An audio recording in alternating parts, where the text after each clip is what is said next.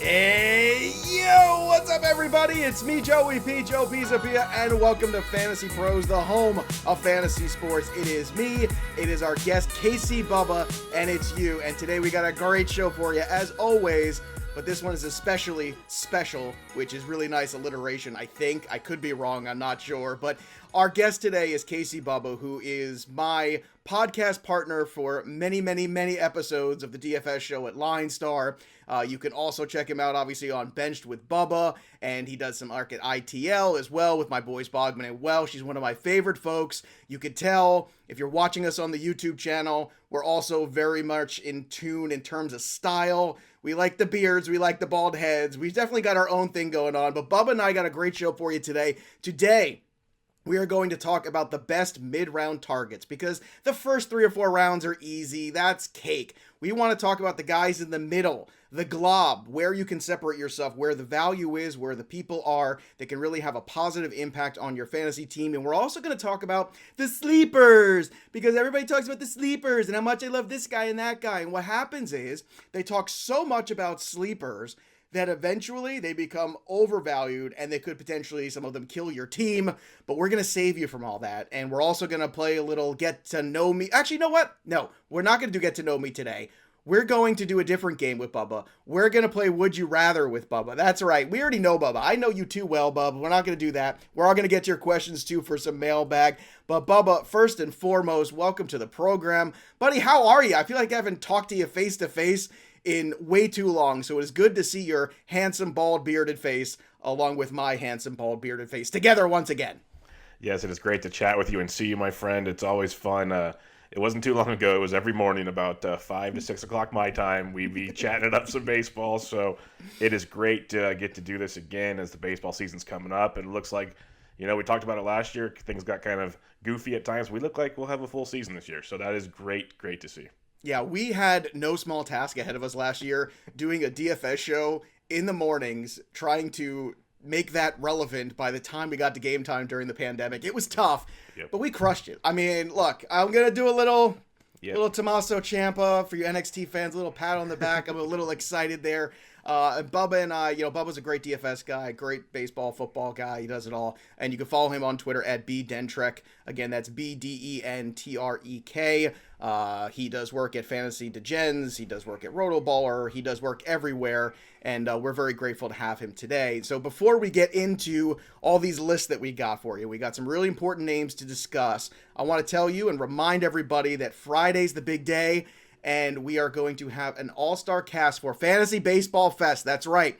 Friday, Dan Harris, me, all-star cast, unbelievable group of people. We got the Bubba. We got the Eric Cross. We got Bogman, Welsh, Nick Pollock, Alex Fast, Chris Meany, Ariel Cohn. If I'm forgetting somebody, it's because all the names are so big and I can't remember all of them. They kind of leak out of my brain. And there's only one way for you to watch it, and that's if you go to youtube.com, go to Fantasy Pros MLB. Again, that's Fantasy Pros MLB. That's our YouTube channel. I know we have the regular Fantasy Pros. This one's special, just for baseball, because we like to keep the baseball separate away from Yates and Tags because they get all grumpy when we talk about the different size ball. They don't understand it, but luckily I do, and I got you, and we're going to take you through that. So it's going to be a fun live stream. It's going to be this Friday on the 12th of March from noon to 4 Eastern. Again, that's noon to 4 Eastern. Go to Fantasy Pros MLB channel on YouTube. Subscribe, click the notifications button, and you'll be in with the cool kids, and that's where you want to be. Also, I want to let everybody know that we've also got some other fun stuff going on here, which is our MLB Draft Assistant. So we're here to help you prepare for all these drafts that you got going on, but we're also going to give you the tools to be successful with that. And our MLB Draft Assistant with Sync is just that. You can sync your league's actual draft room live and up-to-the-minute advice from nearly all league settings, and it gives you the perfect odds so that any player will get picked before your next turn, and it works with your Draft Wizard cheat sheets, which you can also use too, and it's compatible with auction leagues also, which I know the auction people are always looking for good tools to help them out. So our MLB Draft Assistant with Sync, you sync it to your league, you sync it to your draft, and basically it's like us being in the room with you, and, short of me getting on a plane especially during the pandemic. It's a little weird right now. So this is the second best thing besides me or Dan Harris coming to your draft live. So go get that MLB Draft Assistant with Sync. Go to fantasypros.com/draftwizard. Again, that's fantasypros.com/draftwizard, and you could get in with that draft assistant and get ready for your drafts. Now, Bubba, you and I have been doing a lot of drafts already. I know you've been in it, so how are your drafts going? Let's just talk about that first. I know there's the Raz Slam and the TGFBI and all these things that we're in. Are you happy so far with how your drafts are going this season? I'm okay with it. Like, Tout Wars last week was great. That was fun. TGFBI, it's slowing down quite a bit, but that one stung. I talked about it with Bogman last week. I am a huge Framber Valdez fan, as you are. I drafted him the morning the news came out. Literally, I watched his start the day before, saw the hit, things were good. Just no big deal, no news. Make the pick. 2 hours later, the news comes out, and boom goes the dynamite. So that stung. That has kind of made me revert the way I've picked a few players I usually probably wouldn't pick. So we're going to see how that team turns out. Raz Slam so far so good. It's a different format, so it kind of makes you think a little differently, which I enjoy. I know you're more of a points-based, or not always a points-based guy, but you do a lot of points-based work in the Black Book, so that becomes very interesting as well. I'm a points league guy. You could say it. I'm not ashamed. I didn't want to pigeonhole you. I'm not a shame guy like that. Look, so I don't go there. It's really hard to pigeonhole me at this point in my career. I'm telling you right now, I'm a points league guy. I have no apologies. I don't like Roto. I play Roto. It's just not my favorite thing, okay? I don't think a stolen base should be as important as a home run, and I don't think a save should be as important as a win. There, I said it. Okay, fair enough. That? And I also hate 2 catcher leagues. So I don't know if anyone's ever heard me say that, but that's news to me. That's good. Also, by the way, Framber Valdez, for those who don't know, I actually mentioned it to Dan Harris. He was kind of like our unofficial mascot of the pod we did last year, and I used to come on quite a bit, and I used to sing a little tune. Yep. Whoa, Framber is the color of my energy. Whoa, I like quality starts from you and me. Whoa, and you know what? I gotta tell you, man, I'm bummed because that whole ring finger thing. It's like, oh, okay, he'll miss a couple weeks, and then it was like out for the year, and now we're not sure. I will do my best. I will think good thoughts. I will send the positive vibes, as the kids like to say, to you and Framber and everybody else out there. Appreciate it. Let's talk about the guys in the mid round. And what does this mean? This means the guys somewhere between 100 and 200 ADP where there's value. And certain positions are deeper than others. We all know that. And what's great at Fantasy Pros is we have that ECR and the ADP, and you can compare the two. And the ECR is the expert consensus rankings, where you get all the experts to go in and make their rankings. You could put your rankings in there as well and kind of, toggle between and see what you're doing there. And also check out the ADP and see where there might be some differentials. But what we're going to try to do is try to help you out and give you some names that we keep finding on our teams that we think are good returns on investments and maybe have some more upside. And again, if you want to see that ECR and ADP, you go to fantasypros.com/MLB rankings. Again, that's fantasypros.com/MLB rankings. And you can kind of see some of these names we're talking about. You get little news clips as well, which is really cool. You can even get sound bites from guys like me, Joey P. So let's start with number 1 on your list. And I'll tell you what, Bubba, I just want to say off the top, every single one of your guys I've got on teams already. So your guys and my guys are probably going to be the same kind of guys. I am not overlapping with you. I want to give the seal of approval to every name that Bubba's going to tell you, because these are definitely Joe guys. And of course that means they're Joe guys. That means they're Bubba guys too. And I love that. So let's start with number 1, which is Marcus Simeon of the Toronto Blue Jays now. So take me through your thoughts on Marcus. I love the fact that, A, they're our guys, but B, Marcus Simeon gets out of that just gigantic stadium in Oakland and goes to, Dunedin or Buffalo or Toronto. It might be 3 places this year. We'll see. But regardless, they're all going to be hitters' ballparks. He's going to a great lineup. And you had Mike Curlin on last week, and his spring training sheet is very, very nice to look at daily, because you see guys like Marcus Simeon in this very crowded lineup hitting in second pretty much every single day. So you're telling me he hits in front of Vlad and Tellez and Teoscar and Gurriel and whoever else power-wise is going to be there. That's outstanding for one. He's coming off a down season in 2020. People see a 223 average and all that goodies, but I'll let that one kind of slide on a weird season. When he had back-to-back seasons of 159 and 162 games, over 700 at-bats, he plays pretty much every day. He gets you power and speed, And the most important part, that if you're not paying attention and you're just seeing that shortstop by his name, he will gain second base eligibility within about a week and a half, and that moves him up so much when it comes to drafting. Like the shortstop position, we talk about the depth. Second base now, you can take him above a guy like Tommy Edmonds, who people take because you're thinking, okay, little steals, whatever, multi-position, okay. Simeon's a lot better than Tommy Edmonds. Hate to break it to people. So you can move him up the list there at second base, and that makes a kind of icky position become so much nicer. I think he's in for a huge season in Toronto. You can tell Bubba has a small child because he uses words like icky right now. You know, when you have children around the age of 1 and under, you use words like icky in your vocabulary, and you don't think twice about it. No, it just flows off the tongue. It just flows off the tongue, and I remember those days very well, my friend. Let me tell you, I do. And you know what? Everything Bubba said is right about Marcus Simeon. I just want to reiterate that, and he makes a great point about that eligibility too, and depending on where he is in that lineup, and if he is in the 2 spot or somewhere close to the top, man, this is going to be a great spot for him to bounce back, and we'll see where he ends up in terms of, obviously that lineup can potentially compete in terms of runs scored with teams like the Yankees. I mean, they really can. Their upside is there, especially if Vlad does break out. All right, let's start with the 5th guy on my list, and it's Alec Baum. Alec Baum right now, I'm always kind of careful with the young players, but every now and then I get really excited about one. And I watched a bunch of Alec Baum this past weekend, and I can tell you, I just got very excited by the at-bats he took. It's how hard he's hitting the ball. It's how free and easy the swing is. It's the confidence at the plate. And this is what you want to see out of a young player. He's also in a lineup that's got Bryce Harper and Rhys Hoskins and hopefully eventually JT Realmuto. And I think Alec Baum doesn't have a lot of pressure on him like some other young players might. And Alec Baum right now is a guy that could qualify at 1st and 3rd depending on the eligibility rules in your league. A terrific acquisition in terms of a corner guy if you can get him there instead of a starting 1st or 3rd baseman. But I'll tell you what, Alec Baum for me is the real deal. I think he's a young player worth investing in, and I think there's an outside chance that he might be one of these players where we step back and we look out at 2022 and go, wow, what a breakout year for Alec Baum. This guy really came on. And on top of that, Bubba, this is a very home run friendly home ballpark. And that's something you and I would always look at, and being the DFS guys that we are, this is a guy that I think you're going to want in your season-long leagues, but you're also going to look at DFS as well. So Alec Baum is that guy for me. Next on your list is another Philly, which is Rhys Hoskins, which, once again, I feel like Rhys Hoskins, Bubba, is a player that everybody got really excited about. He looked like kind of the player you thought he would be.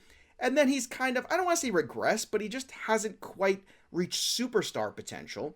And I think that's a little unfair because even though he hasn't reached that, he's still been very good. And I feel like he's getting knocked down for not reaching people's expectations. He's almost like, he's like the ending for Game of Thrones. Like, it's still really good. And you saw this coming and you should have known what he was. But instead, everybody got all bent out of shape. Well, it's not as good as I thought it would be, so therefore I don't like it. So what do you think about Rhys Hoskins? Yeah, it's like the ending of WandaVision. You wanted so much more. It was still awesome, but you wanted so much more. I thought the ending was WandaVision was great. I thought it was awesome, but you wanted the Doctor Strange. You wanted these things to come all together, but we'll get there. Right. But yes, I don't want to take it down that rabbit hole. Wrong show. But Rhys Hoskins, huge fan of his, and you nailed one of the biggest parts I love about it is people are continually downplaying him and kind of disappointed in him, and it's like Rhys has been very productive. Rhys has been who Rhys is going to be, and that's what we have to start accepting. You know, in his big 2018 season, he hit 246, hit 34 homers, no one complained. In 2019, he hit 226, still hit 29 homers, but the average dropped, and that made everybody cranky. Last year, 245 yet again in a shortened season. The big thing with Rhys Hoskins is walk rate continues to improve, strikeout rate stays the same. Last year, he had the most highest barrel rate he's had. His hard hit rate was still the same. His OBP skills are off the chart. So OBP leagues, like I have him in the top, I think, 6 or 7 first baseman on OBP. I think he's that good in those formats. But you just have to accept he's not going to hit you for a huge average, but the power is great. You mentioned Philadelphia, that lineup. He just doesn't get the love I think he deserves for a guy that's going to probably get you another 30 home runs this year. Right. 80 to 90 runs and RBIs and hit you about 245 to 250. He's going to be very, very good. That's exactly what I'm looking for Hoskins. 30 bombs, 250 batting average, 85, something in that range. That is a great investment between the 100 and 200 range. That's exactly what you want, especially in those roto leagues if you're trying to make up for some extra power because you can't have enough power. I hate when people say, well, there's so much power so I can get it later. No. there's so much power, you have to get it early and later if you want to compete, because that's the only way you're going to separate yourself in Roto. And I think it's one of the common mistakes people are making in Roto drafts last year and this year. Another mistake people make is getting off of young pitchers with a ton of upside just because everything doesn't break right for them right away. Oh, wow. Sounds familiar, right? Kind of like the last thing we talked about. But Chris Paddock, everything actually did break right for him right away 2 years ago. Last year, some struggles, but last year was a strange year for everybody. And I think there was also a lot of weight on pressure on Chris Paddock having to be the one. We've seen this in the past with Garrett Cole. We've seen it in the past with Max Scherzer. We've seen it in the past with some of our favorite fantasy pitchers, where eventually when you put other guys ahead of them in a rotation and you take that, you're the young anchor of this rotation, pressure off of them, they blossom. That third pitch, I think, will come along this year. I think having you, Darvish, and Blake Snell there, him being a 3 or even a 4, depending on what conversation you want to have, goes a very long way for Chris Paddock. And I think Paddock is a really big-time competitor. I think you got to go back to what you saw that first season and love the things you saw and recognize for him, it's about getting confidence in that third pitch. You're starting to see that in spring training a little bit. That's a big positive, and I think this Padres team is going to score a ton of runs. The rest of the division is pretty weak. No offense to your Giants. I don't want to upset you here on the program. Totally fine. There's no offense. But Paddock is a guy. 6 years, we're good. I know, right? Poor you. But Paddock is a dude that you could draft as a 4, and I think he's going to have some starts that look like 1s and 2s, and I think that's something to keep in mind. So Paddock is my guy there. Next on this list is a guy that I talk about all the time. So I'm going to take a break, and I'm so glad that Bubba's talking about him, because people say, Joe, will you stop talking about Trey Mancini? Will you stop it just because the guy's name ends in a vowel like yours? You automatically got to go crazy about him. But I do, because where are you going to find 3,100 upside with a 280 batting average? And you can see already, his ADP is already gone from the 190s to the 170s. It's going to be in the 160s. And if you don't believe me, go to fantasypros.com/MLB rankings and look for yourself and see the ECR rise and the ADP rise. But Trey Mancini, look, I feel like the secret's out. I feel like I'm ruining it for everybody. But look, there's still time. It's still a value. I just drafted him in Razball, in the Raz Slam. So for you, where are you at with Trey Mancini, and how many shares have you got? Let me be clear real quick. For those that have listened to my show long enough, it's not Trey Mancini, it's Trey Boo. This is our guy. I'm a huge Trey Mancini fan here. And people obviously know the story of Trey, so that's why his ADP was low going into this year. People want to see if he's healthy and all this stuff, but reports have come out great. He's in spring. He's playing every day. Nothing looks like it's going to change. This is a guy coming off a 35 home run season. Walk rate continues to improve. You mentioned the batting average. You've talked about him enough, so I don't need to keep going on. This guy is so good in a very hitter-friendly ballpark and a very hitter-friendly division. That Trey Mancini is going to be very, very good for the Baltimore Orioles. I could see him getting up to like the 125-ish range. He might be getting picked around Rhys Hoskins at one point and making my decisions very difficult. I have a few shares of Trey Mancini. I plan on getting more shares. The nice part about him, he'll have outfield and first base eligibility, which will give you some nice flexibility on that team as well. Yeah, I love that. So many good things there. And Trey Mancini is our boo. What are you going to do? I mean, it's just such a good value. And I understand the people being afraid early on and saying, okay, he was cancer. He came back from it. It's a very serious thing. Of course it is. But at the same time, he's back at camp. He's hitting baseballs. He seems like everything is going in the right direction. So get in there now. And I'll tell you what, even though the ADP has risen, I'm still buying. Enough. It's not high enough. It's not where it should be. He should be closer to Paul Goldschmidt than he is to, some of the guys. Like, he's closer to Kyle Seager, guys like hitters like that, than he is to Paul Goldschmidt, and that's just crazy.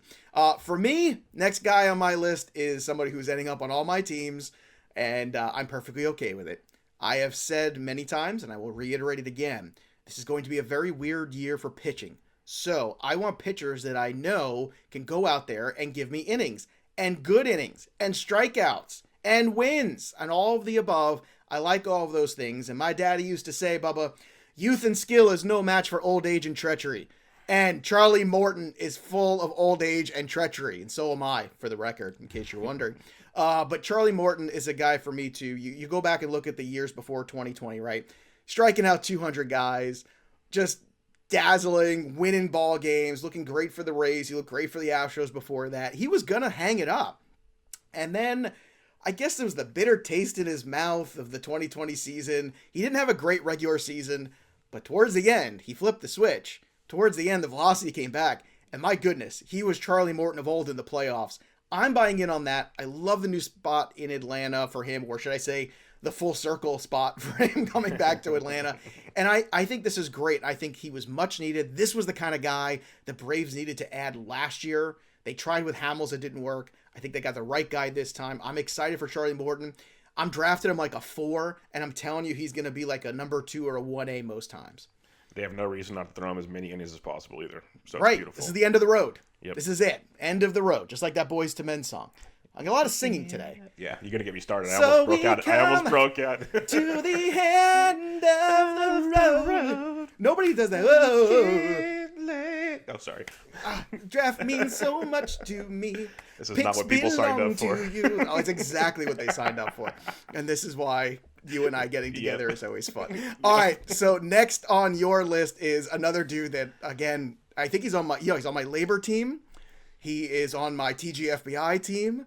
And I'm drafting him everywhere, and I know last year was a disappointment, but in Roto, we're looking for power and speed. This guy's got both. He's still just 24. His name is Victor Robles. Say his name. Bubba, tell me about why you're taking chances again on Victor Robles in 2021. Yeah, I've always been Team Victor, and as you know, as a Team Victor partner as well, he gets talked down quite a bit because, his StatCast numbers are so bad. Yeah, I don't care. I really don't. Yeah. I look at the 5 Damn numbers. the nerds. Yeah, I look to at heck the with the 5 nerds. Just go. Bryce Harper said they don't matter. Go. The 5x5 categories are very, very important when it comes to Roto, as you mentioned. He's going to hit you 250-ish average, but he has more power than people think. He did it in the minors. He's doing it now. Remember 2019, 17 homers, 28 steals. That sounds outstanding. And you know what's even better? The Nationals want him to lead off. They said it's his job to earn. If you give him a leadoff role, because he was batting towards the bottom of the order last year and the year before, leading off, throw in, say, another 100 at-bats, maybe he gets on base 35% of that time. Let's factor in 10 to 15 more stolen bases. Like, this is electric. And the runs scored, not to mention, with Juan Soto and company behind him. Victor Robles, if he does lead off, is a top 100 player next year, if not higher. Like, he is... there's so many ways to describe him. He is so undervalued right now if he's leading off. We got him and Buxton on that labor team. Oh, you have I got like 100 steals almost. I know. And this is my whole thing is I keep, you nailed it because I read that same thing about we want him to hit leadoff. Yep. And when they say we want him, that's like, okay, just go out there and try not to suck in the spring and go take a kid, and that's where you're going to be. And the DFS player in us sees that and goes, oh my God, oh my God, oh my God. And we know what that's going to mean over a full season. And I'm telling you right now, it is so important to hit at the top of that order for him if he can get there. And even if he doesn't get there right away, the fact that that's where their mindset is very positive. And I think you have to take that into account. And I want to say that, that is something that you really should, in a way, overpay for. Because I think you're going to see something very special with Victor Robles. And again, last year, he was what, a 4th round pick? 5th round pick? This year he's in the hundreds, and you're like, I can't wrap my mind around how impatient people are. It drives me crazy. It's annoying. I hate it. Moving on. Another one of Joe's guys who's on all the list, Ian Happ, gonna hit leadoff probably for the Cubs. Might qualify at second base and outfield in your league. I don't know what more you want. He's shown you power. He's gonna score runs. He's going to probably hit 260, somewhere in that range, if on the high end, if the low end, maybe 250, somewhere in that general vicinity. But Ian Happ right now gives you dual position eligibility. He gives you extra at-bats like we were just talking about, Bubba and I. And on top of which, he's got some pop there. And he's got an everyday gig. This is simple. There's a lot worse picks you can make in this 1 to 200 range that we're talking about.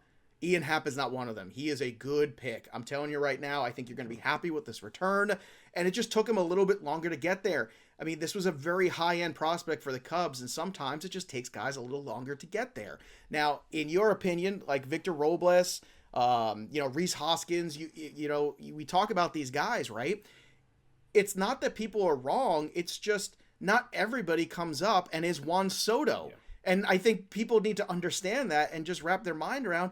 Not everybody comes up at 21 and just rakes and becomes the best player in baseball. Some of them take 24, 25, 26 into that age range. They're developing at the big league level, and that's not easy against the best pitching in the world. And another thing with these guys, what we've mentioned, like their batting averages, everyone's got this high expectation for batting average because of the Juan Sotos of the world, where in reality, the average player probably hits 230 to 240. I'm just off the top of my head. So If you can get a bunch of like 250 to 255 hitters, you're going to finish in the middle or maybe the top third in average in your league, or at least give you a chance to. You throw in a couple good batting average guys, and now you have a great chance in a roto format to earn a ton of batting average points because you didn't really punt the position, but you didn't go reaching for it and maybe sacrifice in other categories. So I think getting these guys, instead they still excel in 3 to 4 other categories, is huge. And people just see the average and kind of frown upon it. And I think that's a bad move on a lot of people's parts. All right, let's go to the next one here.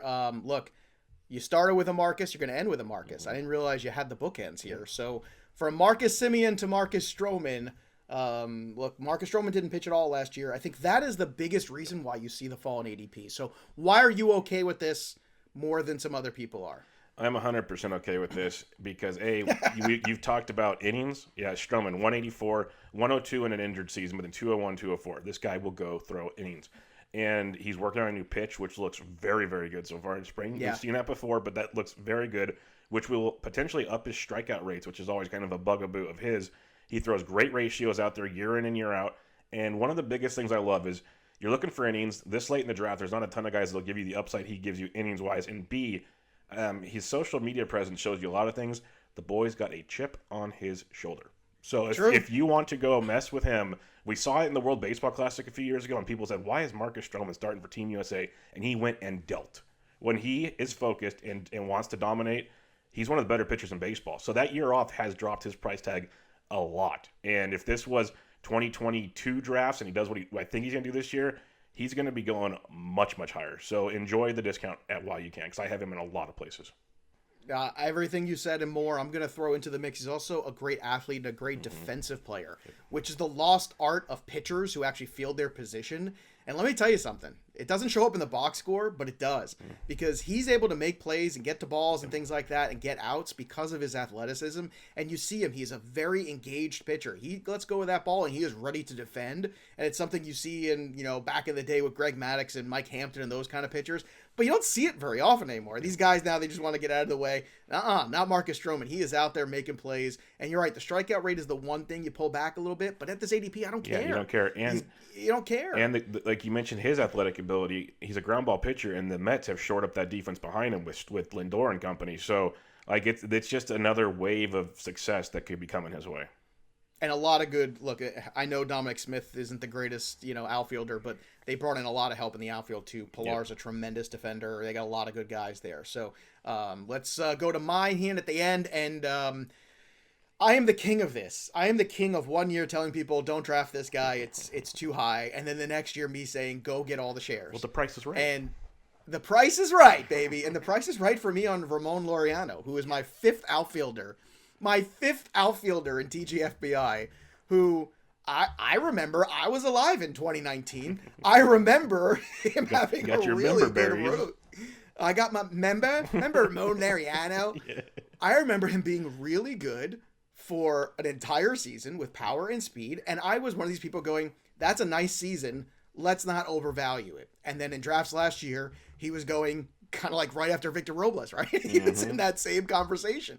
And once again, now this is a player going closer to 200 than 100 in terms of ADP, and I'm all over it. I'm in. The A's are always going to be competitive because they're the A's, and because everybody dismisses them every year, and we haven't learned yet. I don't know why, but you should. But Laureano's going to give you a batting average. He's going to probably hit somewhere on 15 home runs. If he steals me 10 bags, hits 15 bombs, and hits 275, that's a tremendous roto value at around 200. And I'm going to take that every day of the week, and he's pushing that kind of an ADP. And I'll tell you what, that's another name to circle, which is, it's always about the right player at the right cost. And because Laureano last year didn't have enough of a track record of being that dude for me, he's a great defensive player, but now he's a great offensive player, and then he kind of blossomed. Well, I think towards the end of the year, you saw him kind of get things right. The small sample size hurt him. This was a bad small sample size last year. And that's one of those things you can take advantage of now in 2021. So those are our guys that you want to target. I'll tell you what, you might want to trade back and get more of these picks because I'm excited about these guys. If you're in one of those situations where you can do that, do it. And in auction leagues, these are the names that are going to come a little bit cheaper. If you don't want to pay up to the top of the board, shortstop. there's Marcus Simeon. If you don't want to pay up to the top at first base, there's Mancini. Outfielders, you don't want to go at the top of the board for the big power speed guy, find the guys like Victor Robles later, and those are the names to go. So, speaking of names, it's time for sleepers. Everybody loves the sleepers, and we're going to tell you the sleepers that you should just leave in bed and walk away from and not stir them. Let the snooze button just get hit over and over again. And I got to tell you, he's not on my list. I just want to say it out loud. 0 shares of Randy Arozarena. I'm not doing it. I don't care. There's going to be a huge adjustment. The league's going to adjust to him, and I'm telling you right now, wait for the bold prediction show. Just wait. Just wait. In a couple weeks when we do that, I'm going to be all fired up. He's not on this list because he's not a sleeper in my opinion because his ADP is too high. But this is a player that's getting a lot of buzz that I am out on at this ADP. And then maybe next year I'll come here on this show, God willing, like my grandmother would say, God willing, we'll all be here next year, Bubba. Yes. And God willing, we'll talk about it and we'll say, well, now you can go buy it on the Arozarena, but not this year. So, Bubba, let's start with a sleeper that you're hearing a lot of buzz about that you're avoiding and why. I'm going to start with Nick Madrigal. Okay. Everybody is in love with Nick Madrigal. He's going to start at second base for the White Sox. That's great. Awesome offense. No doubt there. Hits for a very good average. Not going to argue there. A little bit of stolen base upside. But here's the problem. Zero power. Zero power. And he's likely batting ninth. And we talk about it with, the upbeat with like Victor Robles. And there's been tons of documentation about it where you hit in the order, X amount of at-bats you lose throughout the season. It's not good for Nick Madrigal at all. So I am out on him. People have him as a top 200 pick right now. I know second baseman can get wonky, but don't go forcing your hand on Nick Madrigal. If you want a guy for average at second base, wait another 100 picks or 200 picks and get Luis Arias or something. Don't go get Nick Madrigal right now. Yeah, I'm with you. I think you nailed it too, because you just gave a comp of a guy that probably is going to have a similar stat line at the end of the day, but not a similar ADP. Yeah. I'm going to start with KC Mize. And again, it's not because I don't like KC Mize. I love KC Mize. I'm very excited, and the Tigers fans should be excited about KC Mize too. The problem is how much good can come of KC Mize in this season, and I just don't think enough. So you look at it, you go, yeah, this guy's got great potential, got great talent. Okay, that's fine. But how many wins is he really going to get realistically? How many innings is he realistically going to throw? And all those things are big enough questions for me that I'm just out. Like, if I'm going to throw some darts, I'm throwing some darts and some number 4s and 5s on good teams like that. I'm throwing darts on Domingo Germán and Davy Garcia and guys like the Yankees if I'm throwing darts late. KC Mize, it might be a better pitcher than a lot of guys in that grouping, but we're talking about 2021 in redraft. So that's where I want to just kind of pump the brakes with everybody. And if you need, just go back and look at the track record of some of these young pitchers that first year. It's a lot of stumbling, figuring things out, and then even if they do go well, like Chris Paddock a couple years ago, look at what happened to him, right? He hit the All-Star break, they start skipping him, trying to manage the innings, and it's a disaster down the road. So to me, KC Mize is one of those guys I'm staying away from because of that. Dynasty, different story. Redraft, that's the story we're talking about here. I want to talk about Ryan Mountcastle with you because that's another dude. Now, he's going so late for me, I'm okay with it.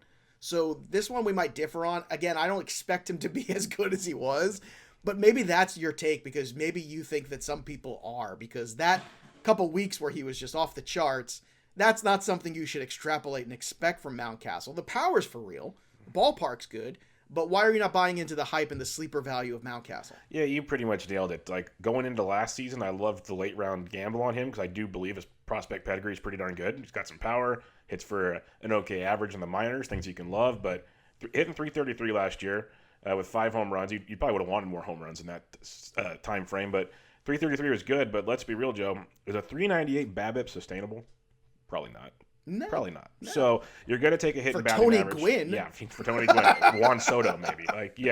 But Ryan Mountcastle's average is going to drop. And the biggest thing for me, he's got an ADP of 151 by FantasyPros. You know who's got a 145 ADP? Rhys Hoskins. You know who has a 163 ADP? Trey Mancini. I'll take both of those guys over Ryan Mountcastle right now. Yeah. So he's just being overpriced this season. If he does well, kudos, because I see the pedigrees there. But, man, fall and drafts next year, we'll talk. Like we said, like he's just got too much hype behind him right now. All right. Same thing with hype. Luis Patino, great arm. Kind of like my same thing with Mize. And I just want to, I'm pumping the brakes on all the great young pitching out there because Yeah, they're super exciting. Yes, the young pitching is what you would love to have in those keeper formats. But in redraft, you got to be careful, especially coming off a year where nobody built inning stamina. So we are in a really uncharted, unknown territory. And a guy like Patino, with the Rays especially, that's an even tougher sell, because now you got a team that will finagle and give guys 3-4 innings here and have an opener and do this. So what is the path to the win? How many wins could he even get? I don't know. There's a lot of questions and not enough answers for me. And I see a lot of people looking and saying, oh, look at the upside, look at the upside. That's great. But realistically, it's, the upside is really 2 years down the road. The upside is not in June and July of this year. And I think that's something you just got to understand when you're evaluating some of these young arms. And there's going to be a theme here with these guys. I just want to say these names out loud. Yeah, it's okay to draft these guys. If I were you, I'd be drafting them and flipping them off their first couple good starts. If they are breaking camp with the rotation spot, they look great in April and May. Flip them. Go get yourself a package of Charlie Morton back or something like that. Let's go with Edwin Rios on your list next and talk to me about Edwin and why you're avoiding him in 2021. Yeah, this really pains me because I wanted to be all in on Edwin Rios. I love the power, but no NLDH hurts him tremendously. Like, he would have fit in perfectly there. And then when they brought the redheaded leprechaun back in Justin Turner, it was too simple to see that move coming. Like, it made too much sense, but that just clogged up Rios' playing time. So he's going to get dodgered. He's going to be on the roster. He's going to play a couple times a week. He's going to be very hard to roster. The power is legit. The offensive skills are awesome, but playing time is going to be a massive concern right now. And for that, I am out on Edwin Rios this year. But he's a guy you definitely keep an eye on. Once he plays every day, he'll be worth the price of admission. You're the second consecutive guest this week to use the phrase "dodgered." Yeah. I just want to point that out, which is awesome. I love that. Yep. It's fun. We got to get a shirt. Where's RotoWear? Get a shirt for "dodgered." Yes, I'm in. Yep, that's a good one. All right, here's another young pitcher for you, Dane Dunning. Oh, look, there's no competition in the Texas rotation. Well, Texas is not a good baseball team, okay? So, Dane Dunning has bounced around to a few different organizations now, and I just want to point that out as well. That doesn't always bode well. I understand you might like what he's doing in the spring. I understand there's some strikeout potential there. I get it. I get him as an investment in a deeper league. I understand taking a shot.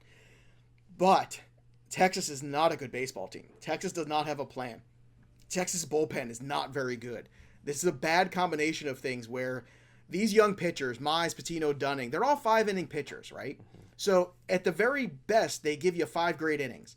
Then you've got to pass things over and a bridge to the win with, potentially suspect bullpens for Mize and Dunning. Not so much for Patino. That's an easier sell with Tampa, clearly. But with Dane Dunning, we're back into the same kind of thing with Mize, which is it's a team that's rebuilding. Yeah, he's going to probably have a rotation spot. But what does that equate to in terms of productivity? Maybe some good peripherals. But the other thing is, the limitations with pitch counts are also going to bring everything down in terms of even if he is pitching well, the whip numbers get slightly inflated because every start is 5 innings instead of 6 innings. And it's little things like that accumulate over a full season and actually don't show up in a positive light as much as they should for young pitchers who are actually pitching well. It's something where the ERA, the whip gets inflated because the limitations that are put on these pitchers don't allow it to spread out properly. So it's something to keep in mind. And also, it's not just the young guys, it's some of the old guys on this list too, because Lorenzo Kane, I know, is a guy that I did draft in 1 or 2 leagues just for some, cheap steals later on. Lorenzo Kane's always been a frustrating player for me, Bubba, because he looks like a guy that should be a 30-30 guy. Like, he just has that look about him, right? Mm-hmm. Tall, big, strong guy, but he's never been a big power guy. No. He's a 10-12 home run guy. That's who he is. I don't have a problem if he's sitting at the top of that Brewers order, but for you, why aren't you buying into Lorenzo Kane with that year off? Do you think that hurts him as an older player, or does it help him, maybe? It could help him. I get it. And honestly, when I was making my list, he showed up on a lot of sleeper lists, which kind of surprised me. But the reason I'm down on Lorenzo Kane, a couple things. Each of the last 3 years before he took the year off, the power numbers continue to drop. Stolen bases are going to continue to drop too because he's getting old. And you know what comes with age, Joe? I know you know, and I know. Injuries, aches and pains. It's the thing. I thought you were going to say lost hair. Well, no, that happened when I was young. So that just has a part of the mess. But with Lo Kane, we're talking it's March 10th right now. He still isn't practicing. He still isn't playing. They're hoping he's ready by opening day. They signed Jackie Bradley Jr. Avislo Garcia looks amazing. I know best shape of your life, whatever, but he looks great. Yelich is not going anywhere. Where's Kane going to play every day? Like, he's not. So this is a really tough pick. Like, I get the upside with Kane. If you have a daily moves league or whatever, he's going to have some runs where he's strong. But to expect him to kind of return to those Kansas City Royals days, I wouldn't plan on that. The Jackie Bradley Jr. signing soured me quite a bit on Kane. Yep. And this is one of the downfalls of the early drafting is you go, okay, there's a value on Lorenzo Kane, and then 3 weeks later, he's still not there at camp, still not playing games, and Jackie Bradley Jr. comes in, and all of a sudden you go, ooh, now I don't like it so much. So all of a sudden that early, late shot, if that makes sense, if you're listening, the early, late shot you took on somebody doesn't always pay off. It pays off for a guy like Mancini, but for a guy like Kane, maybe not so much. All right, next on my list is the guy who I think no DH has hurt the most in the National League. It's Dominick Smith. Yeah. Dominick Smith had a great season last year. You're going to look at these numbers, and you're going to want to just take them and multiply them by 2.5 and go, ooh-wee, it looks good. Here's the problem. He is going to lose at-bats late in games for defense. He is going to come out of games. Kevin Pillar is there. Jonathan VR is there. All the guys that end in R are going to be there. And I think you have to understand that there's a good chance that Dominick Smith is going to, 7, 8, 9, sometimes, instead of getting that 4th at-bat, it's only going to get 3. Instead of getting that 5th at-bat, it's only going to get 4, depending on what's going on. And it's okay. It's going to be the way for the Mets to win ball games, but it's going to hurt him on the back end in terms of overall counting stats. And it's not that I'm not still, I like Dominick Smith. He's a phenomenal human being too. He's a great investment dude because you just know he cares so much. He's going to play so hard. The problem is playing time. And now I'm kind of worried about that a little bit. And it's almost like death by 1,000 cuts, right? It's a guy that, maybe over the course of a week, he loses 5 at-bats. And you know what? In a head-to-head format of any kind, that's something you got to think about and you got to look at. And I know he's going to give you a great average. If you need average, that's a guy you want to go out and be aggressive on. That's cool. But I just want to highlight Dominick Smith. Unfortunately, there's a little bit of downside there to this sleeper. So you have to at least equate for that in your roster construction. All right, let's go to another guy too. Now, Dan Harris, my colleague, loves Drew Smiley. Now, he has made many, many comments about Drew Smiley in the last couple weeks. I want to hear a rebuttal. Why do you not like Drew Smiley? Tell me why people are talking too much about him, and give me, we could settle Dan Harris down a little bit. Well, it's funny. We both have co-hosts. I have Toby Batflip Crazy, who's in love with Drew Smiley as well. So I always get. We should get these two guys together. They should have a bonfire. Maybe we'll set them up. Oh, blind date. Yes, blind baseball draft Drew date. Smiley blind date. So much fun. But you got Drew Smiley. Okay. Hey, his velocity's up. He looks great. Awesome. He did it for 26 innings. 26. This is a guy with constant arm issues, shoulder issues. He hasn't gone deep in a season in a couple years. I don't see that changing anytime soon.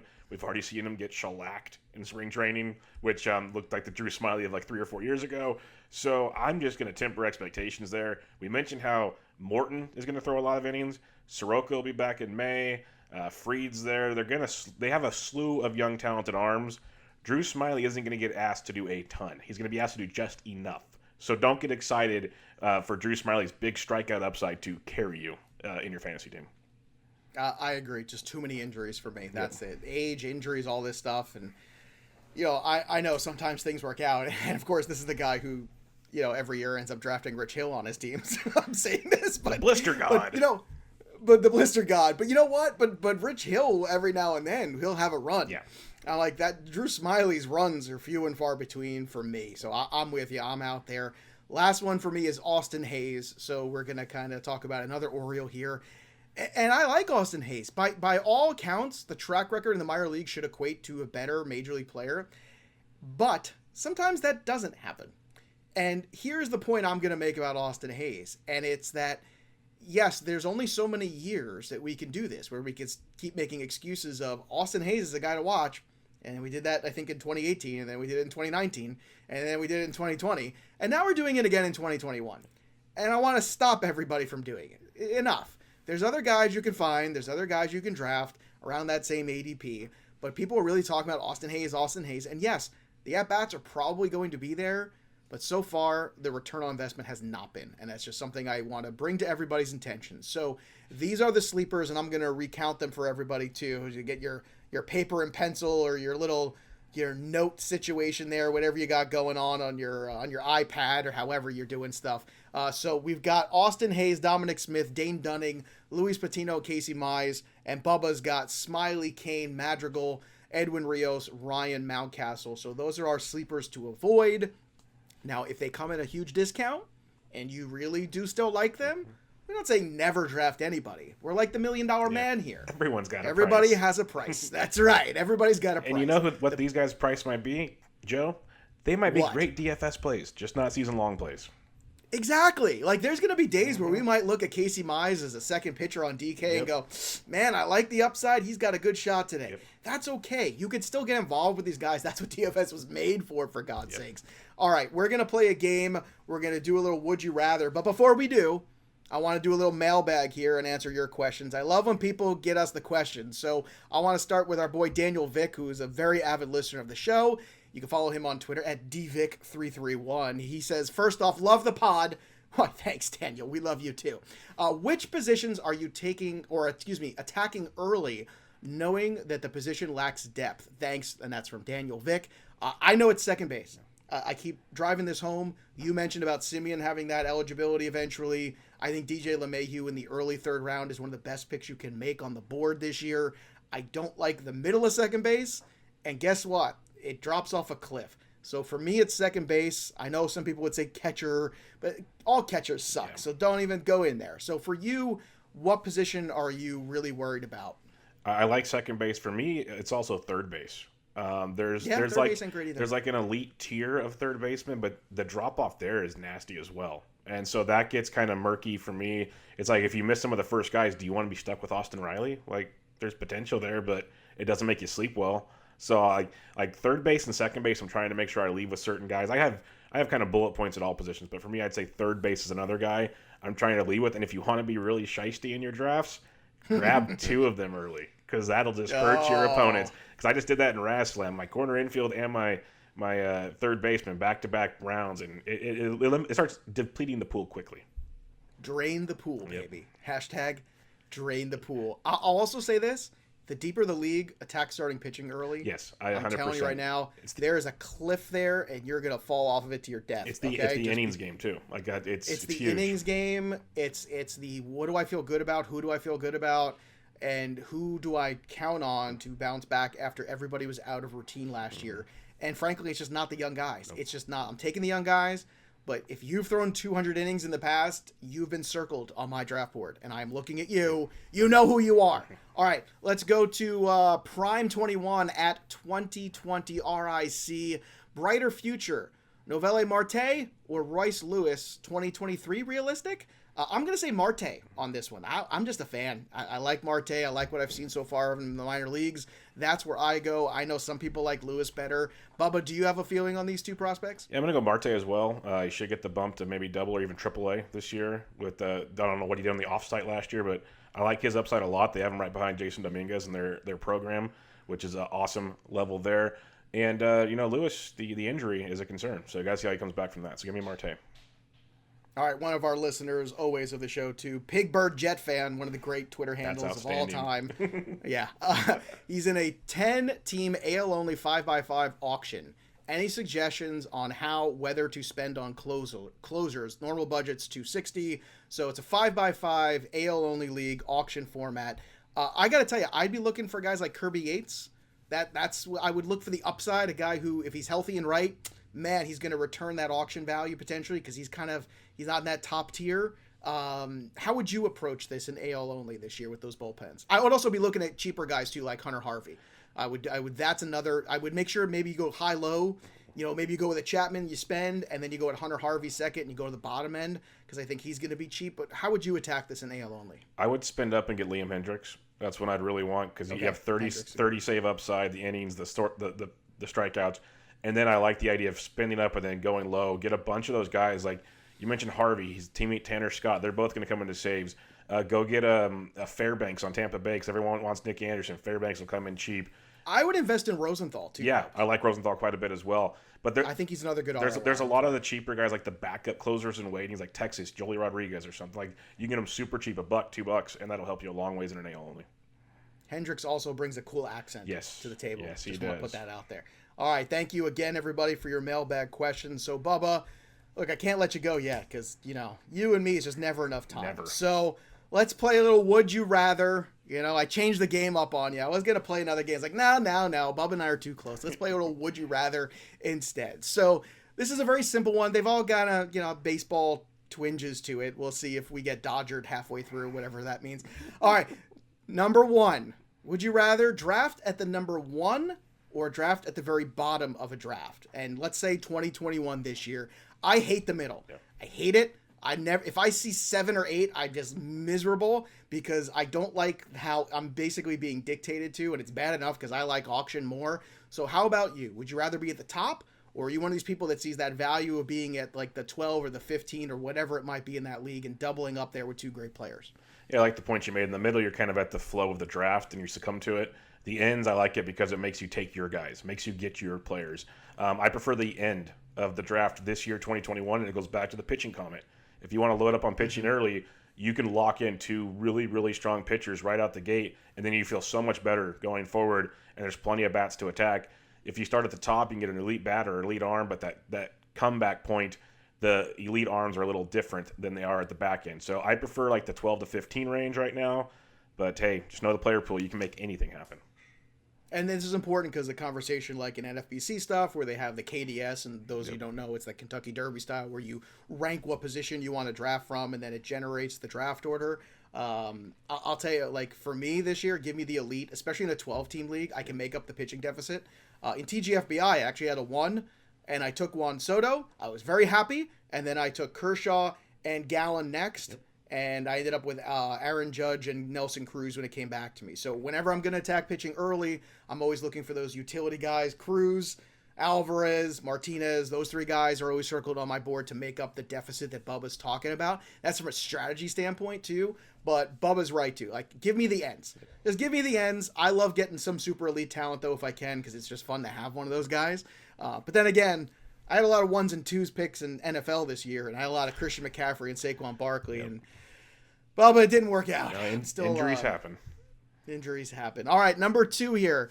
This is a little Giants question for you. Would you rather have your San Francisco Giants make the playoffs this year, no guarantees, just make the playoffs, or sweep the Dodgers 19-0 in the regular season? Sweep the Dodgers. That's not even close. That's not even close. Because you just said make the playoffs. I know they wouldn't get far in the playoffs, but if the Dodgers could win the World Series, but if we went 19-0, they would never hear the end from me. Okay, all right. I since you answered so quickly, I will rephrase. If I could guarantee you the Giants make the World Series, I can't guarantee you win, but just get to the World Series, would you rather have that, or would you rather have beat the Dodgers 19-0? See, that's tougher because it means the Dodgers didn't get to the World Series, so they spent all that money and failed again. So that would be fun. But I'm gonna go 19-0 because that's one of those things it's one of those things they've never done, and it'll never happen again. And it's just you could hold that over their head forever. Like that's so fun. I love it. I love the hate of the Dodgers San Francisco Giant rivalry. It's so good. All right, last one. Would you rather? You and I are both facial hair guys. Mm-hmm.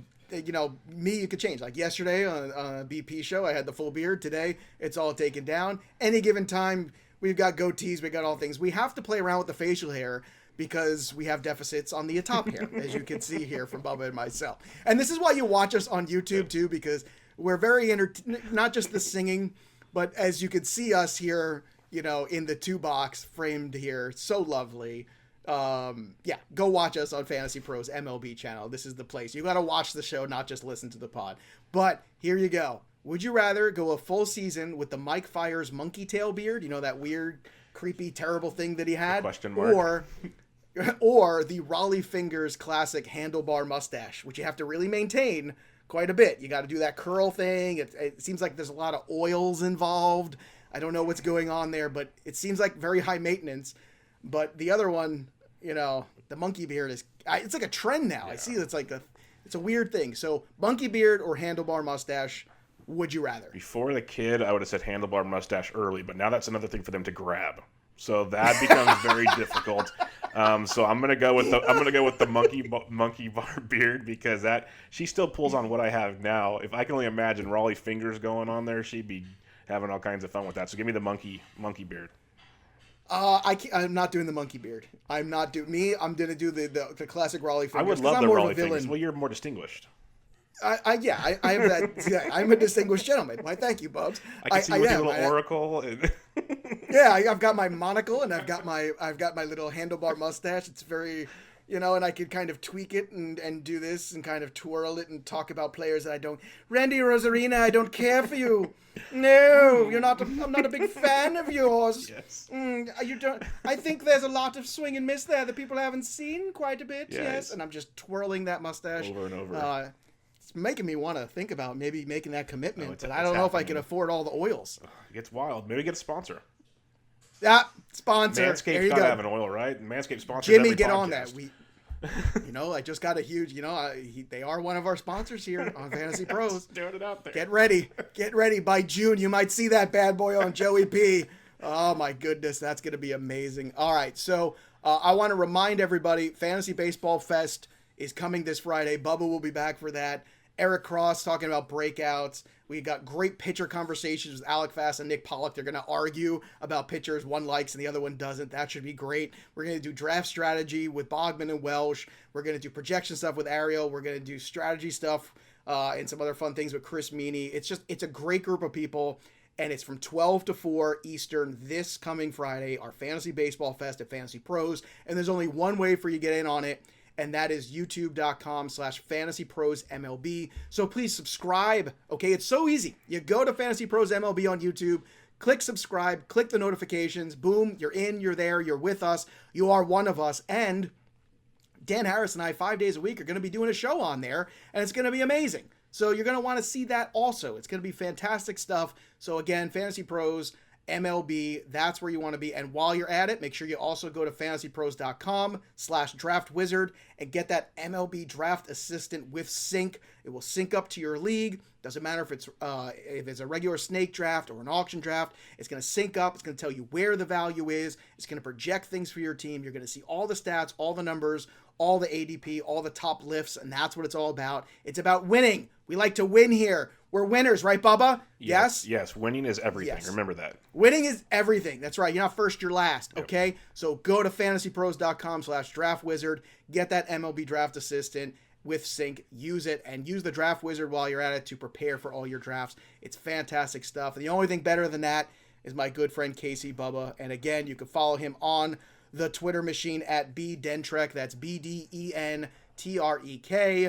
He's the host of Benched with Bubba. Bubba, what else you got going on? Because I know you and the boys are going to be back at Line Star pretty soon doing DFS shows. I will miss talking to you every day, but I expect to see quite a bit of you throughout the season. Yes, I'll miss that as well, so we'll have to make up for it in another way, of course. But Line Star coming up, but the On Deck podcast, 5 days a week with the boys from ITL, Bogman and the Welsh. More info on that coming out soon. Just got to have written content at Fantasy DGens, Rotoballer, all that fun stuff. Just follow me on Twitter. I tweet a lot. I tweet a little too much probably, but lots of fun there. And if you can tell between this conversation between me and Joey, we like to have fun about life, about sports, about fantasy. So if you just want to have fun with it, come give me a follow. And he's one of my contributors to the Fantasy Baseball Black Book, which you can get on Amazon and get ready for your drafts there as well. Bubba, great stuff as always. You're my brother from another mother. I love having you on the show. I love talking fantasy with you. That'll do it for us, but the story of the game goes on. For KC Bubba, I'm Joey P. We'll see you next time, kids. Thanks for tuning in to the Fantasy Pros YouTube channel. Don't forget to check out our featured videos. And while you're at it, make sure to follow us on Instagram, Facebook, and Twitter at Fantasy Pros, so you can get the latest news and updates to give you the edge you need in your fantasy league.